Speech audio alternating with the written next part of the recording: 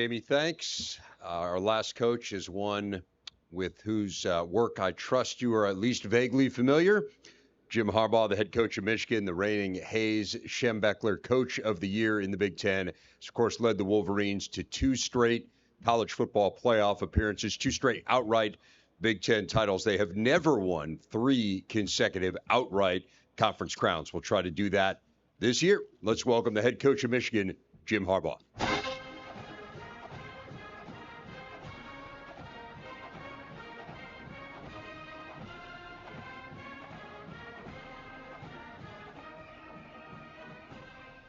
Thank you. Wonderful to see everybody. Start of a new football season. Seems like we just finished the season, and we're starting another one. Honored to be here. As Dave mentioned, really the offseason has been one of work for our entire football program. Our players have had a tremendous offseason. And look forward to starting practice on the 2nd. Happy to take any questions. We'll start down here in the front to our right.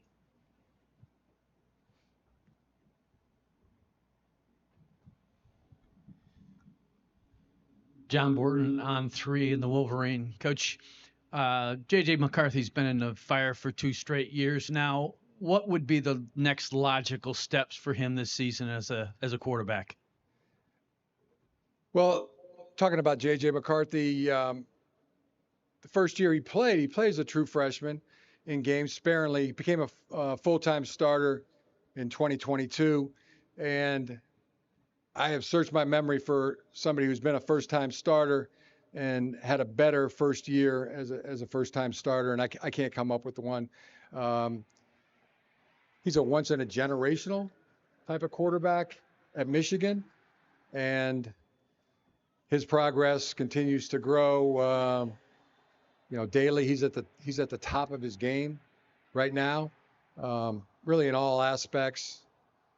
Everything that he does athletically, everything that he does throwing the football are at the elite level. And then the thing I think that makes him the most special, that differentiating, good and great, is that he's just willing to do anything for his teammates, anything for his team. And I think there's some compared to Patrick Mahomes, Josh Allen would be 2, and I know there's others, but that have that level of talent plus the quarterback position to do anything, willing to do anything for their team. That, and I base that off of watching the way Patrick Mahomes interacts with his teammates, what he says about his teammates, what they say about him. Josh Allen, what he says about his teammates, what they say about him. So just looking through the keyhole that way. But that's what I see in J.J. McCarthy every single day. Coach, we're going to go to our left. Hi, Jim. Dan Hope from 11 Warriors. Ryan Day said yesterday that he thinks there should be a conversation about playing the Ohio State-Michigan game earlier in the year. What's your opinion on that? We'll play that when we'll play that whenever it's scheduled to be played. We know we're going to play it every season, at least once, and but I don't have a particular opinion of when it should be played. Right now, it's been played that last game of the season. I think everybody's used to that. That's part of the Thanksgiving tradition now. So that's when we'll expect it. Do we have more questions, please? We're going to stay to our left. Tom Crawford, Press Pass, Wolverine Live on 3. Jim, I think it was 3 or 4 years ago here at this event, you were the first coach that I knew that proposed a one-time transfer. And now in the category, perhaps a watch what you wish for, looking where it is right now, how would you evaluate the transfer portal, how the NIL is working into that? And is the 60 days too much availability, the 45 days right after the season? Then you have that April 13th to April 30th. Is that too much to deal with as a program of players going in and out? So the reason I mean, the very 3 years ago, 4 years ago, when I talked about that, I mean, the main reason was, I mean, the only sports that you could not transfer without penalty were football, men's basketball, women's basketball, and I believe hockey was the fourth. I remember that there was four, and every other sport could choose what was best for them and best for their families. So now we have that in football. You know, a young man can choose what's best for him and for his family. However many years we're in on that now, I would say so far so good, and no need to change. Surely need more data, right? I mean, of all the players I talked to, so the ones that were on our team that went into the portal, good thing. Those that came from the portal to our team, you know, they categorize it as a good thing, and at least it was their decision. You know, their decision and their family's decision. Talking to even when I talk to our own players who haven't gone in the portal, ask them, what do you think of the portal? And they say, does more good than it is negative. And I think that's a tremendous way to categorize it, at least from my view, from the players' view that I've talked to, and certainly too soon to change it. Further questions, please. Adam. Hey, Jim. Adam Rittenberg with ESPN on your other side. Sorry, to your left. I just want to know where do things stand just with the NCAA investigation and your own situation, if there's any discipline that's been agreed upon, or where things are right now? Right. So as you probably already know, I mean, I can't, not allowed to talk about any aspect of that ongoing situation. And I'm with you. I mean, I'd love to lay it all out there. Nothing to be ashamed of, and but now is not that time, and that's about all there is to say about that. We're going to go to our right in the back.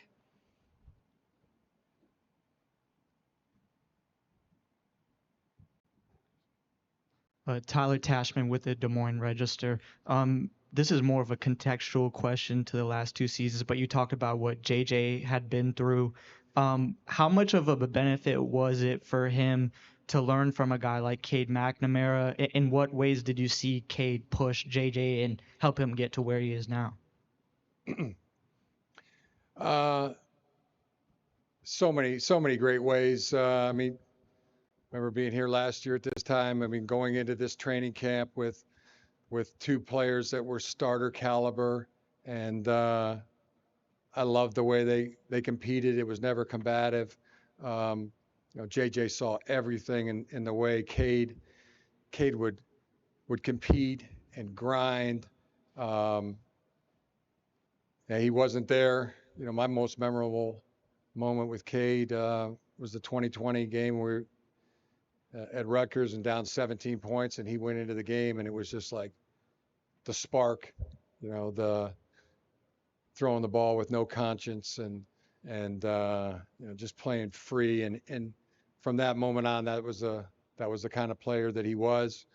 I remember he got a big hit right before halftime too, and then just gravel in his gut went out there. I mean, love Cade, and certainly JJ was in the same quarterback room and saw all those same attributes, and so it was tremendous. Now there's going to be some situations like that this year. I mean, as I go into training camp this year, and not at the quarterback position.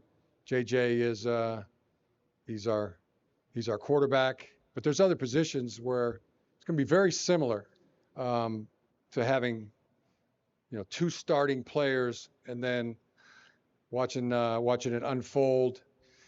You know, who's going to start? We're going to play the best players. How do we know who the best players are? They play the best. I see that at corner one of the starting corner position. Amarion Walker, Josh Wallace, Jaden McBurrows, some other very fine players, newcomers.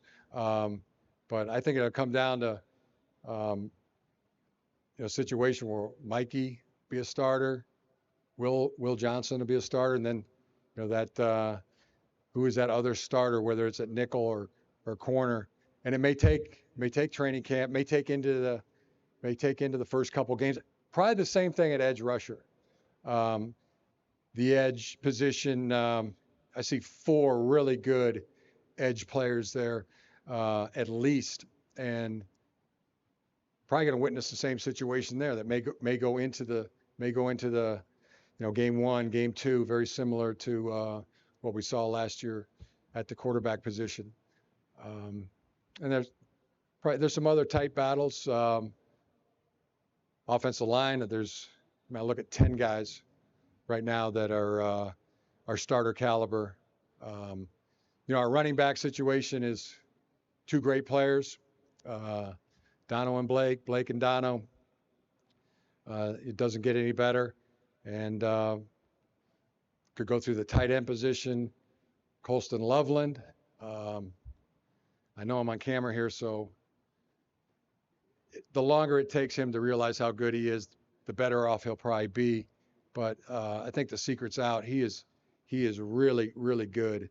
A.J. Barner has been a great addition to our team. We'll have two really great players there, Matt Hibner and Max Bredesen, 4 outstanding guys. Marlon Klein's coming. Pretty much I could go through our roster right now and paint a similar picture. We do this thing called KPIs, key performance indicators. It's about 47, 48 categories: strength and power, speed and agility, flexibility, mobility, and every guy's always trying to, up their grade. By far, I look at this off season and the work that's been put in, and just seeing those key performance indicators just rise weekly and monthly. Excited, very excited to turn that loose and start training camp. I think our team's as healthy as you could ask for, very talented, and extremely hard work ethic. And not one of them wants to hear about what they did last year or the last 2 years. It's always, coach, we're doing it again. We're doing it now, and now's the time that matters. So that's the kind of attitude and effort and talent we're taking into this start of this training camp. We have 2 more questions. We'll start on the right. Over here, Coach Bill Bender, Sporting News. Running back salaries have been talked about a lot in the NFL over the last couple of weeks. So with Blake's decision to come back, I mean, how much is that part of the conversation when you're talking to running backs and how they, get paid at the next level?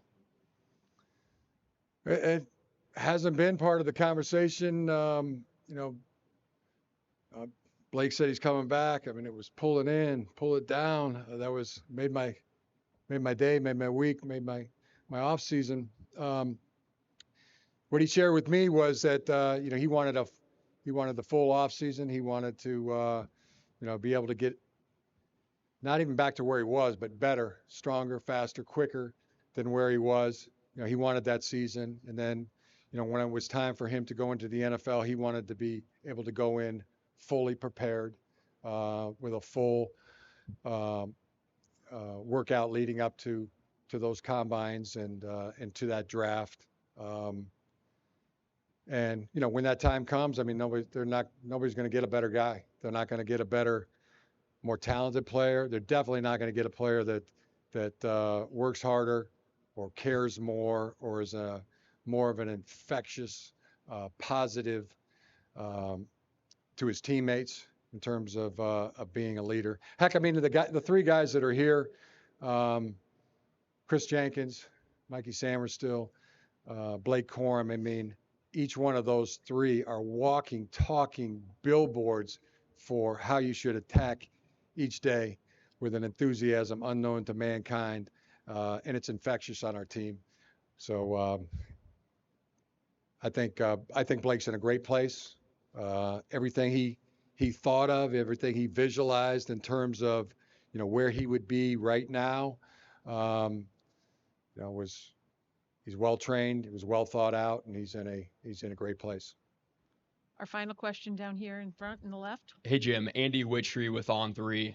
Perhaps building off that last question, there was a one more year fund designed to retain 4 players, including Blake. What was that like to have that campaign designed to retain some key players from last year's championship team in the Big Ten?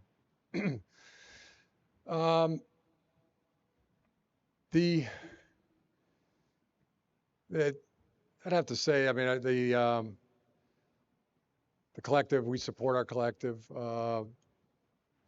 Former player Jared Wangler, everybody that cares about Michigan. Can't wait. Have a great golf tournament coming up on July 31st, and looking forward to building on that. All right. Thank you, Coach. And that will conclude our main podium session for today. A reminder